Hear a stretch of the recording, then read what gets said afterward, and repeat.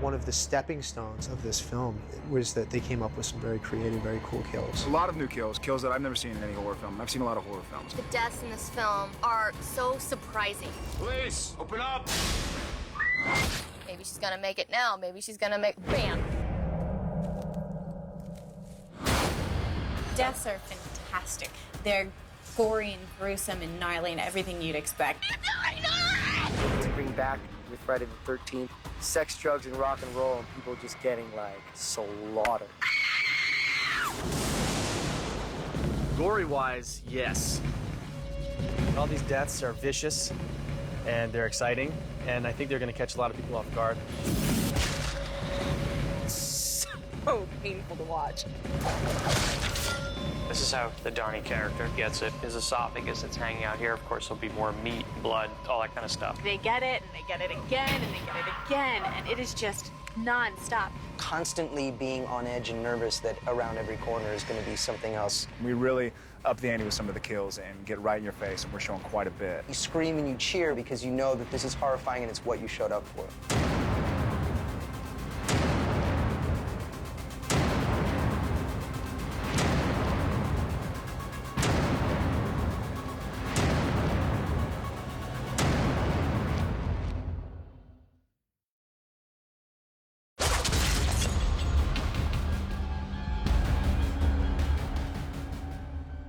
Travis's death, you know, the way he gets thrown on the back of the truck and it's busting through him is gross, and I'm sure will be a moment in the film where I kind of go, can I really watch this? My scene where I die, just one shot, they used 4 gallons of blood.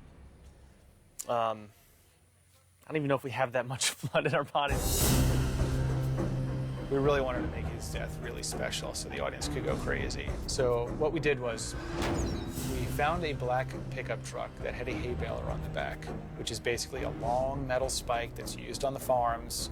And we knew if we could get Jason to pick him up and throw him on that spike and the car could drive away, we might have a really amazing moment. Travis is trying to get away. He goes into a road, flags down a car. The Jason character appears out of nowhere. And he gets a machete through his back and out his stomach. So what happens is I grab the hilt of the machete and grab the front of the machete and saws him up to his chin. The rig that we had, there was a blade in the back and another blade in the front, kind of like a Steve Martin arrow to the head trick.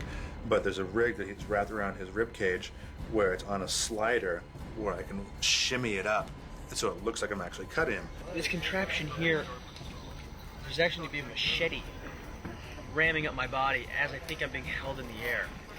So I think this is the slidey McDougal. That's what I call it. Next thing you know, there's a machete sticking up. I knew I didn't want to spend time with CG and with... How do you lift somebody with a CG blade? He has to respond to the movement of Jason, and then we realized that Derek Mears spends his weekends doing cage fighting and that he's actually a strong guy. You know, and like, just, can you lift this guy off his feet? Lift him higher, Jason. Look out! So I'm holding him here and I'm pressing him up and he's struggling, I'm struggling. Right, and lift him up again, lift him up. After so many takes and so many minutes, you start to fatigue really fast. Then it takes him in the back, throws him over the pickup truck, and the pickup like gets spiked, and the pickup truck takes off with him on there. Travis is actually wearing a harness with a wire, so as I pick him up and slam him onto the fake spike, he's locked on, so he's stuck there, and the car takes off with him embedded on the back of the spike. The Trent death's a crowd favorite. I mean, this is the character that you have to hate in this film. And the entire film, all these people you love are starting to die, and you're just waiting for the guy you hate to die. I'm ready to die again. So. Excellent. Good luck. Let's do it. Yes, thank you. Do you say that to most people? Travis Van Winkle, nicest guy in the world, on screen, greatest dick since William Tabb. So he had to have the greatest sort of death sequence. He had to suffer the most, and this is the cheer moment for the audience, and hopefully we've delivered that.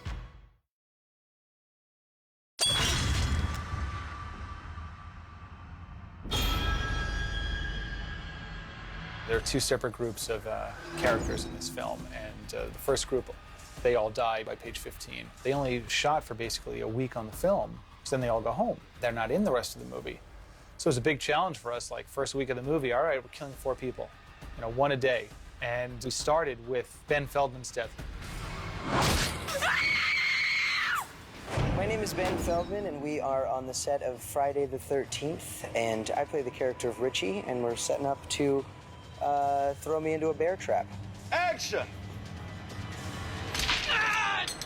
I'm coming back having just discovered that one of my best friends is dead. I'm already horrified. My leg is sort of bent all off to the side and looks like really old sashimi. Richie gets his leg skinned. That's just, you know, and that was one of the first days we did something like that. So it kind of set the bar of like, okay, this is what we're in for. What's creepy is that my real leg is 3 feet underground, and I'm wearing just a sock halfway up my leg. I've seen the creepy animals that exist in Austin, Texas. It doesn't see the ladder. I'm sure there's nothing as creepy as the animals that exist 3 feet below Austin, Texas. That's why you're so hunched over, dealing with that when over you, right over your back, this comes down, right? It sticks in his head when you look up. Whitney shows up, and she's trying to free him from the bear trap, and unfortunately, he looks over her shoulder. And then Jason comes out of nowhere and gives him a nice high five on the head with a machete. I was the first one in shooting to be killed by Jason, just chronologically in the shooting order. And it was the first time anybody had seen Jason show up on set. And I remember there was a moment where I was laying on the ground and I was looking up, and he walks up and you just see this big hulking Jason walk up with a machete towards my face. It's half a machete, so it's just placed up against my head. So when he pulls it out, they're gonna digitally add in the rest of the blade. He's holding it up to my forehead, and we worked out this system where, and it's all his idea, where I'm gonna pull back with my head to let him know when I'm coming, and he's got his foot up to my forehead as though he were pulling the blade out of my head, and as soon as I gently move my head back, he's gonna gently put his foot forward, and I'm gonna jerk back and die. Very quick kick, yeah. You want weapon go? Weapon go, quick, hard. And I went home that night with footprints on my forehead. It's very rare that I get to scream and yell and be covered in blood and get limbs chopped off. It's something I'm pretty thrilled about. And I was so excited. They called cut, and I went and talked to my friends, and 3 other of my friends watching, and they're like, wow, we're watching Jason kill someone live. So yeah, you're kind of honored to be killed by him.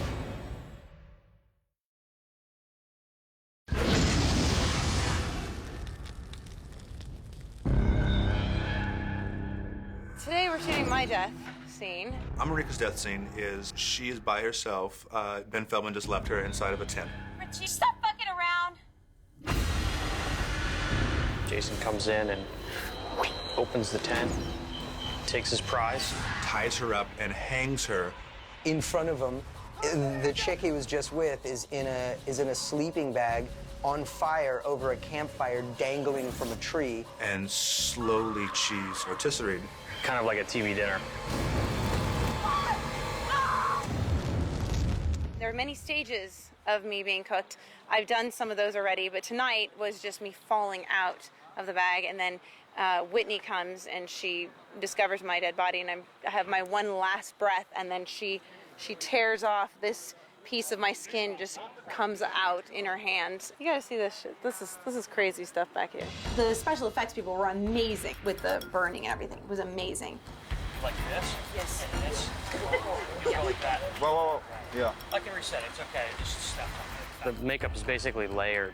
And then there's layers of, it's called SC89. That's pigmented with some powder to charcoaly and make it look like it's burned, and they're very, very thin skins. And they form that into some sort of a sheet that then they can apply and then make it look like skin coming apart. And there's like 10 different colors on me right now, and it's very complicated. There's like this old burnt skin and stuff. The application took about 3 hours to do. When you have good people working with you, you get it done. Just an estimate how long will I be in there before I pop out?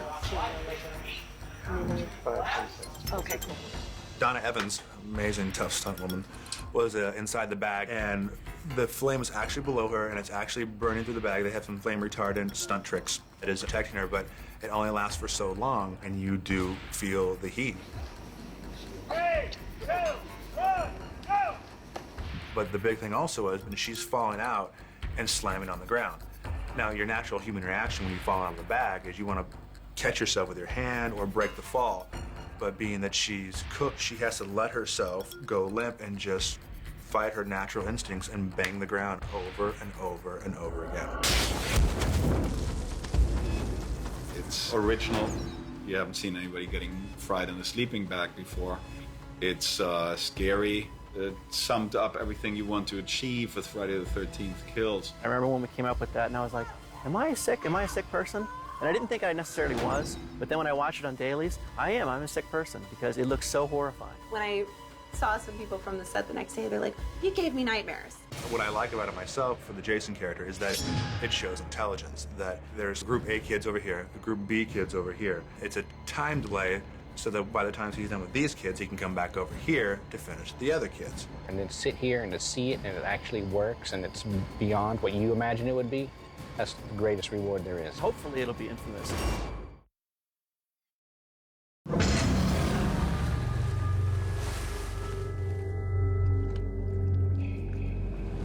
People have a certain expectation, and you make sure you give them what they want, but you also make sure you don't give them exactly what they expect. And now you can sort of play with that perception. We appreciate that there is sort of a culture and a expectation that we can sort of screw with. If you know it's coming, it's like, oh, it's coming, gross.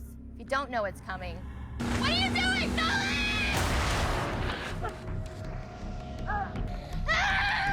Willa's death, I think, is disturbing.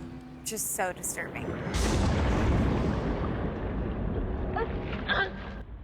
This one right here started wakeboarding how many days ago? Like 6 days ago? Yeah, and we do it a little bit every day. She's jumping already. It's like... Little baby jumps. She's awesome. That's it. On a day's work. When I first was told that I needed to wakeboard topless, I was like, I don't know how I'm gonna feel about this. I'm not sure. And then we got on set, and it was time to go. Wakeboarding time. And when I left my top, funniest thing is there was nothing sexual about it for me. It was like liberation. Let's do it! Yeah! Wakeboarding, topless. Could be worse, you know what I mean? Best in the biz right here. She's in good hands. Originally, my death was that when I felt the wakeboard and Nolan got the arrow, that I just sort of died of fear. Help me! Who are you? Because I saw Jason on the shore and would not go ashore, and eventually I just last bubble and I would drown. And Jason won't go into water. We all know why. And she's not going to come into shore. And that sort of dynamic I don't think we've ever seen in a Friday the 13th film. It was even more disturbing almost when she just drowned. When he watched her just drown. Now, I think Jason's gone. I go to the pier, and it's like out of nowhere, the machete just comes straight through the dock, through my head. And then, like, even worse, he like pulls the thing up, and my head hits the dock, and my body falls in the water. It's just nasty. Oh my God. Okay. The rig is so that when I get machete through the pier, and then Jason pulls his machete back out of my head, my whole body, I will actually hit the top of the pier. Pull back. Yeah. And you fall off. You don't want to rush that part. Okay, okay. The only reason really why she was on those strings is so we pull her in such a way that we don't break her back, but still pull out of the water. There, and go!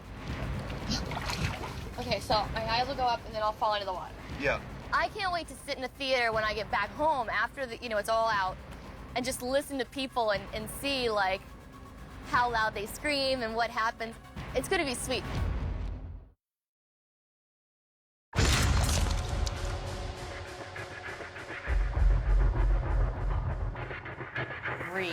Gets it again and again and again. I get suffocated. I get thrown on the back of a door and stabbed through the back with a towel rack made of horns. And then she gets shot by, this guy twice in the back after I'm already dead, apparently. And then she gets thrown onto a car from a second story to my final death. So her death was not simple at all.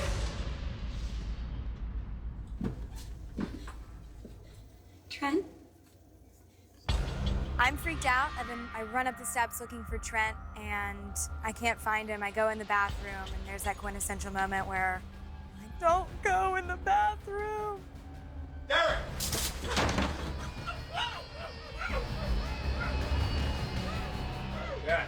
There's a pretty cool reveal of Jason, and he comes up from behind me and clamps his hand over my mouth, and we pretty much know it's done from there.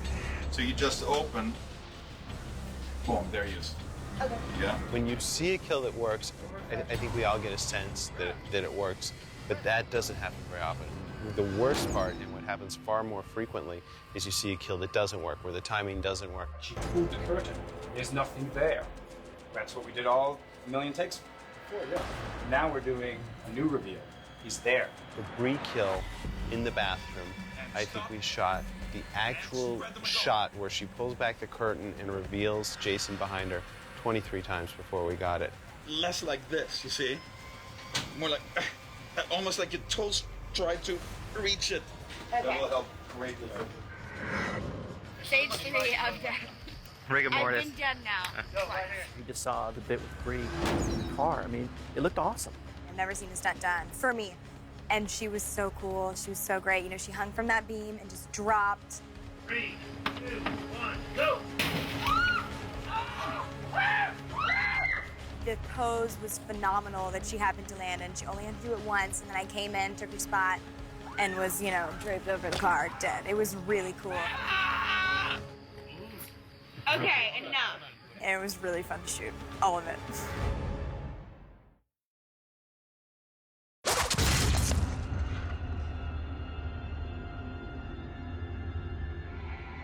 Best kills.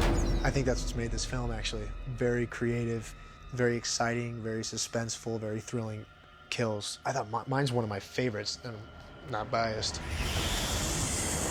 Mike sort of dragged me on this little excursion. Whitney and I break off from the group of campers that we came with and decide to go exploring, and she kind of wants to have a private conversation and tell me that she wants to leave. We go for a little midnight stroll. Hi guys, for a little moonlight stroll. Protection. Bye-bye. And little do we know, there's something lurking in the woods. We end up coming across the old camp and then see Jason's cabin, which we, of course, go into and, of course, explore. The door slams shut. We get locked in the bathroom.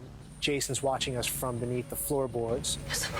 I go to look underneath the door to see who's outside, see if I can see anybody. And as I do, a machete comes up right in front of my face. The machete keeps coming up. I yell at Whitney to get off the ground, so she gets in the cast iron tub and is safe. He ends up getting me with a machete in the hand and then breaking through the floorboards and pulling me down. And then he does terrible, terrible things. I am taken away as poor Whitney is screaming. Are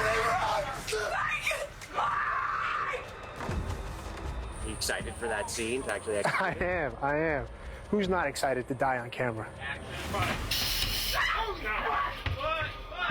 Originally, the idea was to have a stunt double do it, but they wanted intimate shots, so you couldn't really use a stunt double. 2, get away.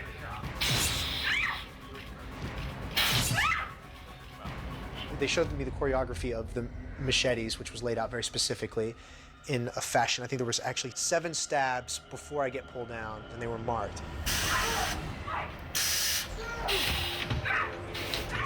The difficult part was when it got to him breaking through the floorboards and pulling me down, because it was real broken wood. There was a big struggle, a lot of fighting there, and so we definitely got scraped up. And the guy who was doubling Derek Mears, because Derek was getting married, he took a couple of hard hits. He got a nice shiner on that one.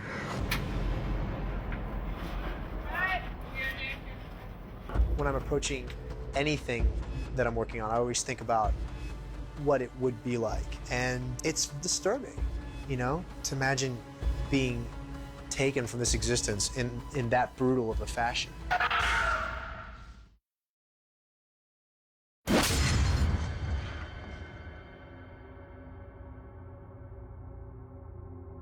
A bunch of us are at Trent's cabin. and we've called the police, and we know Jason's outside somewhere because we've seen and heard people dying. And so we get a knock on the door, and it's like, oh crap. And we start booking it to the door, and it's the police officer. Police! Police, open up! And so we're going to open the door up, and then a fireplace poker comes smashing through the front door window. Police, open up! Officer Brackey was great. The poker through the eye, going through the door. Jason just kind of goes, falls down from behind, where it's like, ah. And then you look up, and there is a terrifyingly large, scary man who is out to get you. It's not like, boom, he's jumping up or he's jumping into frame. He just slowly comes right down from the ceiling. Jason moves around in his environment a lot. He's not really a big lumbering guy, but he's just a bit more agile. You know, he adapts to his environment. There's nothing nice about the way he looks, the way he walks, the way he moves his body. Jason is terrifying. We put an appliance on his eye to simulate the poker going in. For safety, we made a vacuform plate that was glued to his eye initially, and that's what the actual handle was attached to, so that it wasn't something hard connected to his eye. And then the silicone appliance would go over the top of it, and then this would get glued down and the edges would be blended down and apply makeup over it to match his skin tone. I talked to my practical effects team because I didn't want to spend time with CG, and we had little time to do it, so I was like, let's do it in camera. Hell. 1, 2, 3. Nice. The Brackey effect was one of the few special effects we really did. I wanted to do something where you go with the poker through the door, through his eye, through his head, and almost maiming the actors on the other side and see them react to it. I mean, the whole movie is sort of building up, but that's right at the beginning of this crazy sequence of events that's going to have the audience at the edge of their seat. So it's almost a sad thing where if you pull something off that's a practical effect and a magic act in itself mixed in with the makeup, then people are like, oh, that was a CG thing. It was really good. It's like, no, we fooled you. That was real. You know, so you got tricked.